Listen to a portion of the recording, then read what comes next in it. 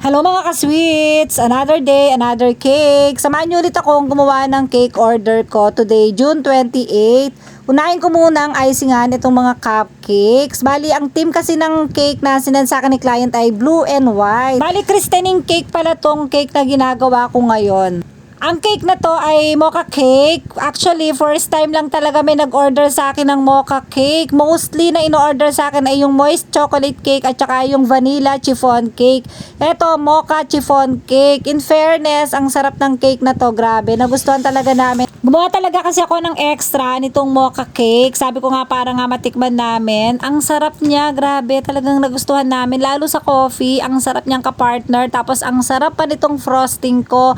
Ay nako, grabe, sobra talaga, yummy. Kung makikita nyo, sinusukat ko talaga yung mga cake na ginagawa ko every time talaga na may order sa akin. Kasi gusto ko sakto talaga yung sukat. Hindi naman talaga ako sumasakto sa sukat. Lagi ako sumusobra.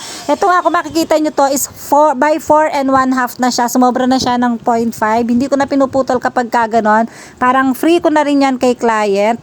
Tapos, nilalagyan ko yan ng dowel, yung zago straw na makikita nyo na tinutusok ko sa loob ng cake. Tapos, nilagyan ko pa yan ng isang stick sa gitna. Tumagos yun sa board kasi para pag i-deliver, hindi siya aalog-alog yung cake and safe talaga yung cake kapag i-deliver. Ang frosting na ginamit ko dito ay whipped cream. Syempre, yung masarap na whipped cream ang ginamit natin. Hindi tayo basta-basta gagamit ng whipped cream na hindi masarap. Bali, may inspo na sinend sa akin si client. Ginaya ko lang din. Ayan, bali yung team niya kasi is white and blue. Sabi niya, white sa labas, tapos lalagyan lang siya ng parang mga dot-dot na blue sa labas. Katulad lang nung sinend niya sa akin na inspo. Dineliver pala namin tong cake na to kaninang 11 a.m. Maaga kasi pang binyag tong cake na to. Christening cake siya. Ayan yung design na ginawa natin sa labas. Sobrang dali lang talaga ng design na to. Napakadali lang. Kung makikita nyo, ang ganda ng pagkakagawa ko dyan. Actually, kinakabahan pa nga ako dyan kasi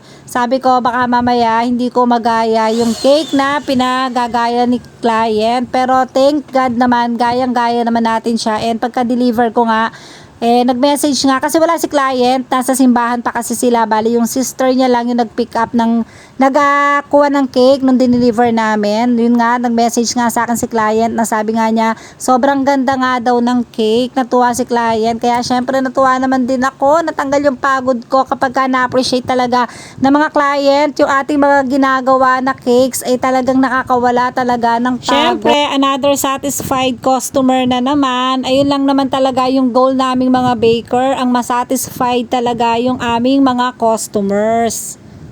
Ito pala yung cake, tapos na. Thank you for watching. Bye-bye!